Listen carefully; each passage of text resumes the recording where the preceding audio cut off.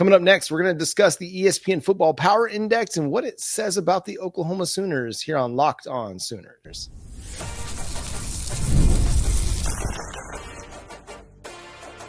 You are Locked On Sooners, your daily podcast on the Oklahoma Sooners. Part of the Locked On Podcast Network, your team every day. Once again, thanks for making Locked On Sooners your first listen every single day. Shout out to all the everydayers. Tune in and subscribe to the show wherever you get your podcasts. We're free and available on all podcast platforms and on YouTube. So hit that subscribe button and that notification bell to let you know when new episodes drop. Part of the Locked On Podcast Network, your team every day. Jay, the ESPN Football Power Index is a nice little metric to look at. It runs a lot of simulations. It takes into account recent recruiting, recent success, and returning production.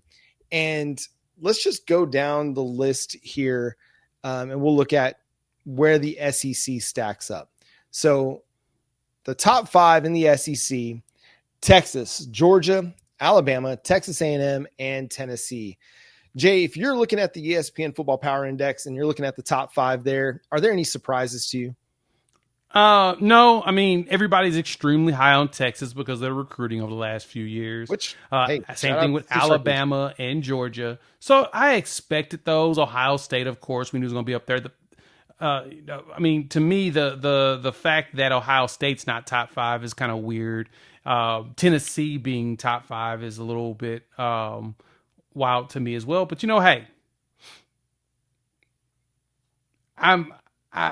I would not have expected Tennessee to be as high as they are, especially after the Nico Iamaleama drama. I would have expected that Tennessee would have fallen a little bit more. But the expectation is their defense is still going to be solid. I expected Texas A&M to be a bit higher though too. To be honest, I thought Texas A&M would have been probably above Alabama because the recruiting for both of them. I mean, Texas A&M didn't lose as many players as Alabama did when Saban retired, but again, both of them had done a really good job of recruiting over the years. So top 5, not really that surprising out of the SEC of what we've seen. Did you just create a new nickname for Nico? Iamaleama? Drama. La Drama. There you go. Yeah. Liama Drama. All right. Drama. 6 through 10 in the SEC, and this is where your Oklahoma Sooners will come in. Number 6, the LSU Tigers. Number 7, Ole Miss. Number 8, Auburn. Number 9, South Carolina. And number 10, Oklahoma. What surprises you when you look at that list, Jay? What's funny is that the top 10 in the SEC that's up to number 16 in college football in general. Yep. That's the thing that's probably that's wild, if anything. No, and I mean, I know a lot of people are high on Auburn. We'll talk through and break down those opponents probably sometime next week. It'll give something really good to talk about. But do I or you truly expect Auburn to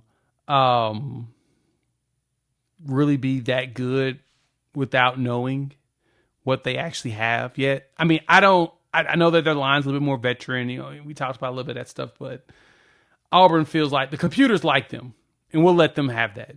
The computers like Oklahoma too. It keeps Oklahoma right in the middle of the pack. Like every year, Oklahoma always maintains middle of the pack, and it's mainly because it has a very high blue chip ratio. So for Oklahoma for the Sooners to fall out of that, the blue chip ratio have to drop, and I don't see that happening over the next few years. So, I mean, it checks out. Auburn still is kind of surprising to me. What are we doing there? Yeah, Auburn and South Carolina to me seem a little bit rich, but still you're talking about the number 8 and 9 team. You're not talking about top 5. So LSU, not surprising. If there's a team in that group that I think could be top 5 in the computer rankings, it'd be LSU because Brian Kelly does a pretty good job on the recruiting trail. They have had some recent success. They've had a lot of good production. They've got good returning production. So I think what surprised me a little bit about South Carolina is they lost a lot on their defense. Yeah, they don't have a ton of returning production, but they do bring back a Lenora Sellers. They bring back they don't have Rocket Harbor, some good offensive talent. But their run game is where my question is at, though. Yeah, we ain't got Rocket, but I think Lenora Sellers is going to be the do-it-all guy anyway. He's capable of it. We've seen quarterbacks in the SEC do that numerous times. Yep. And so as long as he goes out there and does it, he's going to be the problem by himself. So I don't think not having much of a run game will be too much of a problem because you have to respect Sellers' legs. So every team's going to have to pay attention to that as well. To me, they should have been the computer should have liked them a lot more than Auburn. I just put it that way. Yeah. Yeah, I'd probably put them above Auburn as well. And then 11 through 16, you got Florida, Arkansas, Missouri, Kentucky, Mississippi State, and Vanderbilt.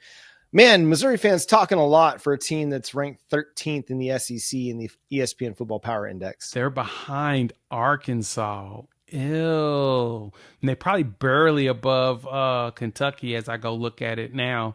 Yeah, they're right there on Arkansas's tail. Arkansas's 22, Missouri's 23. That's kind of stinky. But Florida actually is a lot lower than I would have expected. So many people are so high on DJ Lagway. I would have thought that he would have propelled them at least enough to put them in the top close to 15. I would have not expected them to be this low, but I mean, there's not very many non-SEC teams in the top 16 in general. So, I mean, 10 of them are SEC teams, the other 6, everybody else. Then when you add Florida in there at 18, they just add Michigan in between there.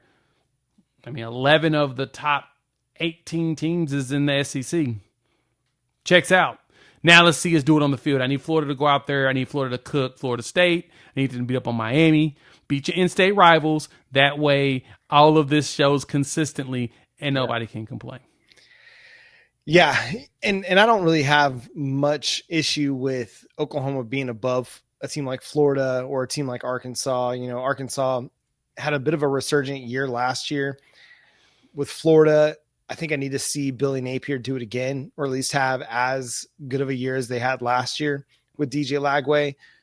And for Oklahoma, again, you know, being at number 10, again, this comes back to 2 and 3 seasons under Brent Venables. You've had 6 and 7 years. It's going to take into account some of that history a little bit. So Oklahoma not having much of a defense back in 2022, not having an offense in 2024, that plays into this. So at some point, if they can find better balance like they had in 2023, this is a team that's better than the 10th best team in the SEC. And I think that's what they're putting together. And that's what they have to go prove. They have to go prove that they're better than the 10th best team in the SEC as the computers see it. And I think they are. I think they're, are they going to be number 1 or 2? We'll see. Jay shaking his head. For those of you that aren't watching on YouTube, he shook his head. So for all of you that say we're sunshine pumpers out here, let's keep it real. I said, will they be number 1 or 2? And Jay immediately shook his head no. So there you go. We're not sunshine pumping everything. But I very much believe that they could be one of the top 5 teams in the SEC in 2025, flirting for a college football playoff spot. And then who knows, man, if they reach their ceiling, they could be in the SEC title game. But that's if they reach their ceiling. Yeah, they reach their ceiling. Their ceiling truly is making it to the SEC championship game. That is, this team has the capabilities. It can be on the table. They just got to continue to win. So not saying that it will happen, not saying that it won't happen, just saying that is a possibility based upon the way this roster is constructed. This team is built to be able to make that run. So we'll see though. I am just like everybody else. Wait and see. Now I will give you the data, and I have no problem with breaking down the reasons why it is a very much possibility based upon historical facts and numbers. I will give you that. While at the same time, I'm going to be realistic, just like all you other fans, and say, I need to see it done though. But what else are we going to talk about? We got to pump it. I mean, for me, most importantly, I need to see this offensive line return to at least the 2023 version of the Oklahoma Sooners offensive line. If they're that good, then this team is going to be really, really good. That's true. And if they're not that good, this team can still be plus in the win column. I just don't know if they'll be contending for a conference title or making the college football playoff. Yeah, that's a good point. We don't know. We'll see. Can't wait to find out. We are probably about 6 weeks away from fall camp, which means we're what did you say, 9 Saturdays from the start of the roughly 10-ish. Yeah. Season. It's going to come so quick, and we're thankful for you being here with us all off season long as we break down the 2025 Oklahoma Sooners. Let us know, what do you think the ceiling is for Oklahoma in 2025? What's the floor for them? Are you down in the dumps? You think that they're going to have another losing season, or do you think they're going to contend for a college football playoff berth or more? Let us know on YouTube, in the social medias. You can follow us at Locked On Sooners on all of your favorite social media platforms. Go follow Jay at Unfair Sports. Go check out his channel, Unfair Sports, over on YouTube. You can follow me at John9Williams and read my work covering the Sooners over at SoonersWire.com. The show is at Locked On Sooners, again, on all of your favorite social media platforms. But until next time, he's Jay, I'm John. We'll talk to you then. Boomer Sooner. I just need an offensive line to push some people around.